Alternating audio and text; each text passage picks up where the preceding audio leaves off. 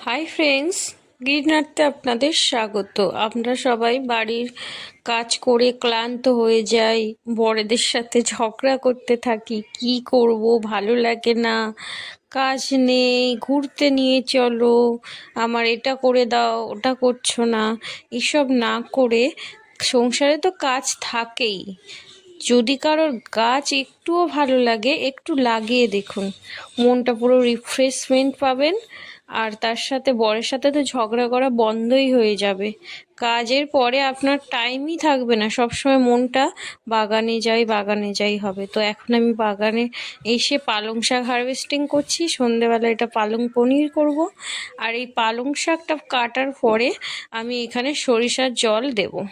বেশ 1.5 থেকে 2 সপ্তাহের মধ্যে আবার নতুন করে আপনারা এই পালং শাকটা হারভেস্টিং করতে পারবেন। ভালো লাগলে একবার ট্রাই করুন আর সাবস্ক্রাইব করুন।